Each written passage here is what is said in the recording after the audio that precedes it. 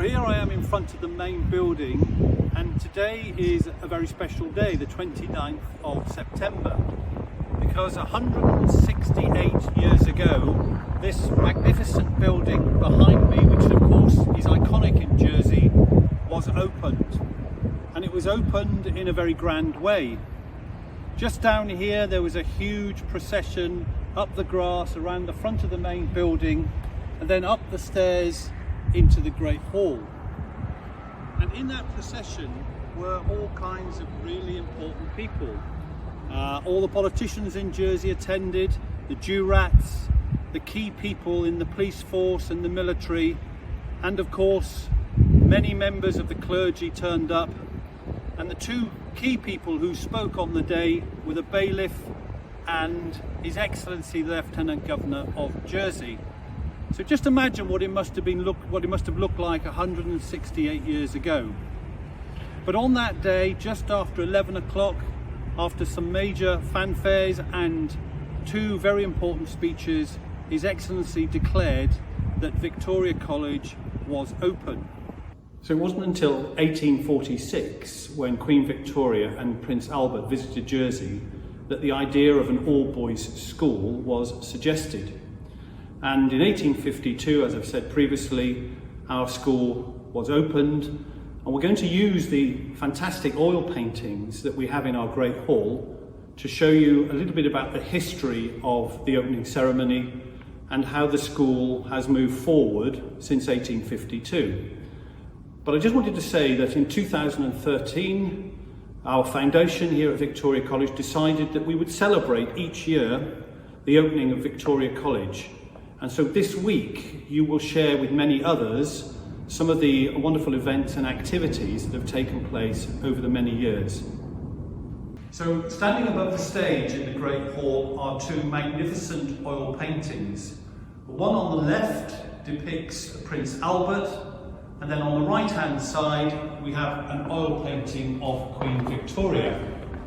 And both of these were presented to the college on the opening day, 29th of September 1852.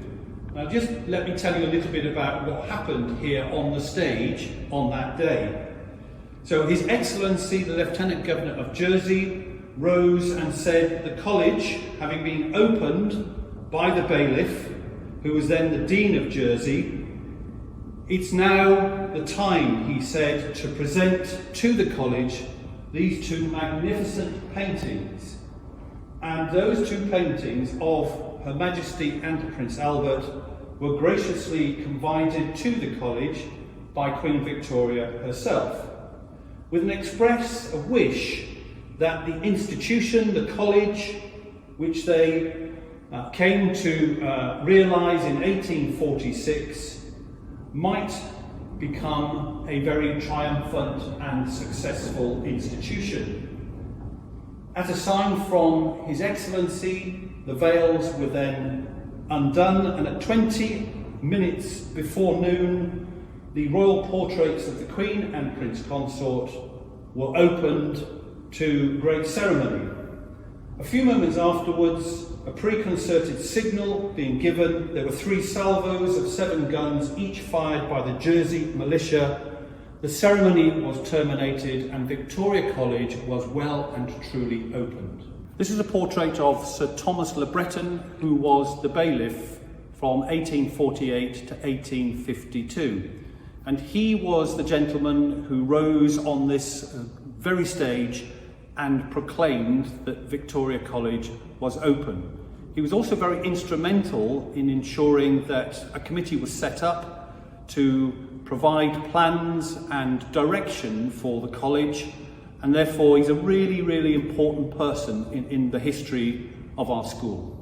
So right in the middle of the Great Hall is this very large portrait of Bishop Philip Jeune, and he was the Dean of Jersey at the time. He blessed the college when the college was opened on the 29th of September 1852, and he was the one that the committee sought advice from in terms of the style of this magnificent main building. So again, a really prominent figure in Jersey at the time, and hugely influential in deciding what sort of building Victoria College should become. This is a portrait of the very first headmaster of Victoria College, the very Reverend William Henderson. He took over in 1852 and he stayed as headmaster until 1863. He laid the foundations of the college and again was very important in setting the standards and the ethos and the history and the tradition of our school. There have been 16 headmasters of the college in the 168-year history of our school. And finally in the Great Hall, this is a portrait of Charles I, and he's really important because he was the first person to determine the use of scholarships and bursaries and what they used to call exhibitions for students to come to Victoria College. And these are students whose parents couldn't afford normally to send their son to a place like Victoria College. And of course, even today, the college supports a large number of bursaries. And one of the reasons why we set up Founders Week is that so that we can raise money through our Founders Walk and through our Dress Down Day, and that money is used to support our foundation bursary, which again supports students whose parents can't normally afford to send their son to Victoria College. And this portrait of Charles I assumes even greater significance because it was donated to the college in 1957 by an Old Victorian, probably the most significant and important old boy that we've ever had at the college. And his name is Kenneth More, and I'll tell you a little bit more about Mr. More in a moment. Many of you will be familiar with the names of many famous current actors such as Meryl Streep and Tom Cruise. So in the 1950s and 60s, Kenneth More was one of the biggest stars in the world with a multi-award-winning career in theatre, film and television spanning a total of 4 decades. There aren't too many people who are that famous that their face is placed on a stamp as shown in this photograph. Kenneth More was born in Gerrards Cross in Buckinghamshire, and he was the son of an engineer.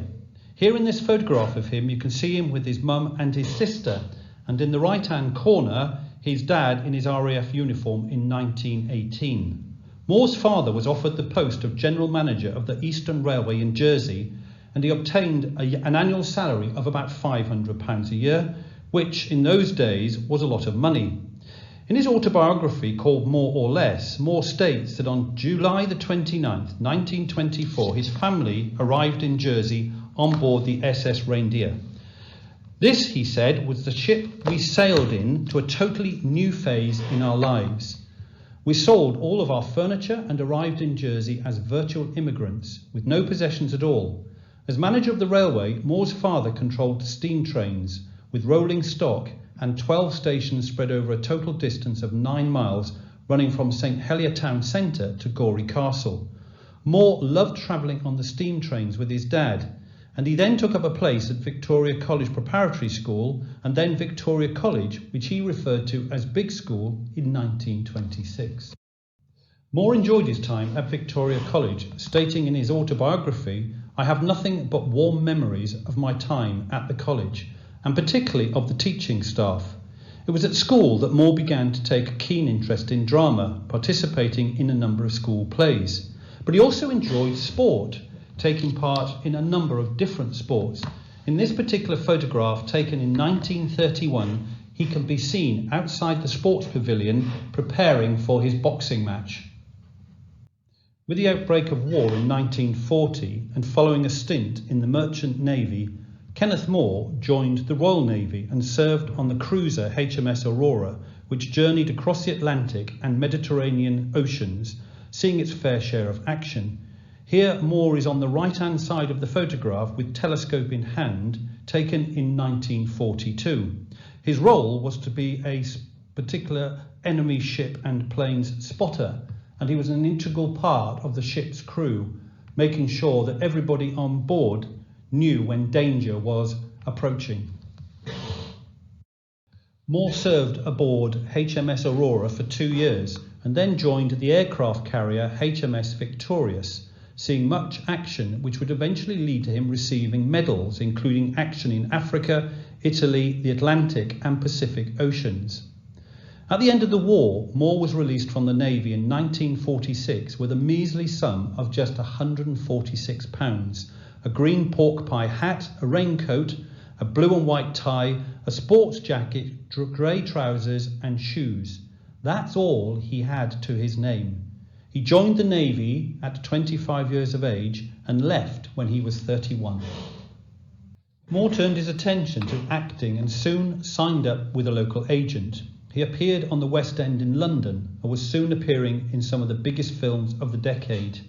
In 1956, he was given the major role in the acclaimed film portrayal of Douglas Bader, a brave and fearless fighter pilot who lost both of his legs but shot down many enemy planes. Moore was impressed with Bader's fortitude and his courage.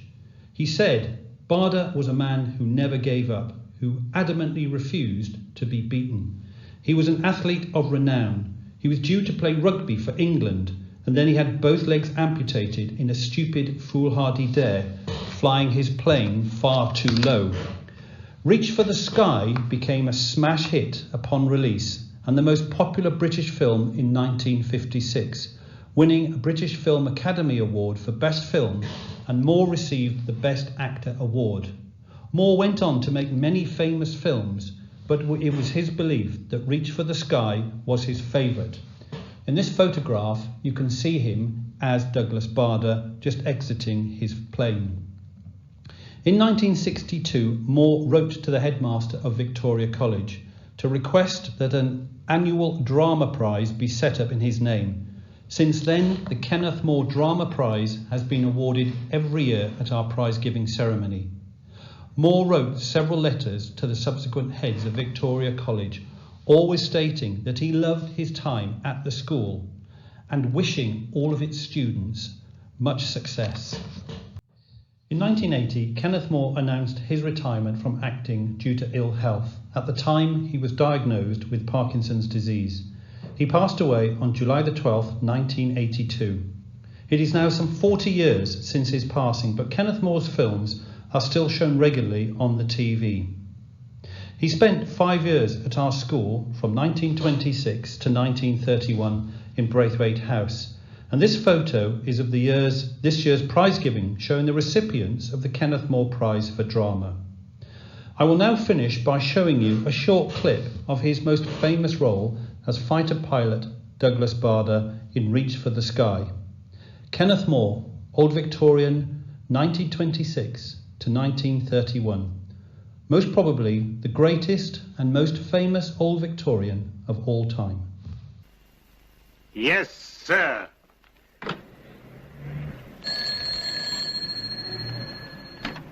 Two for two. Squadron scramble!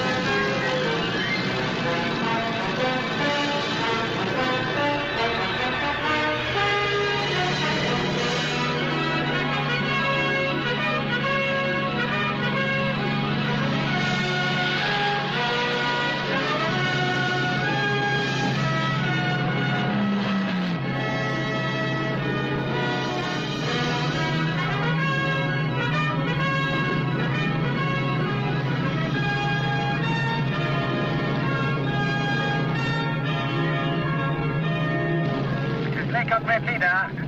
Hello, steersman. And airborne, over. Hello, Laycock Red Leader. Steersman answering. Vector 190. Buster. 70+ bandits approaching North Weald. Hello, Woody. It's about time. Over. Hello, Laycock Red Leader. Bandits should be in your area now. Woody, can't see any train hereabouts. Over. Hello, Laycock Red Leader. Bandits should be close to you. Patrol North Weald. Hello, Woody. That's no good to me. I'm turning west, traveling up some. Over. Okay, Douglas. I hope you're right.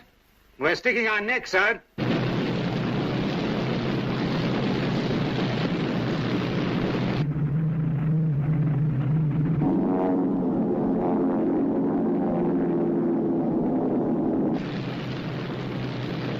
Enemy aircraft, 10 o'clock level, green section, take on the top lot.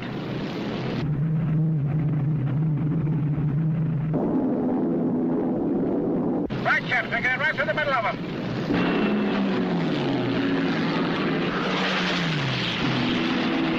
Achtung, da.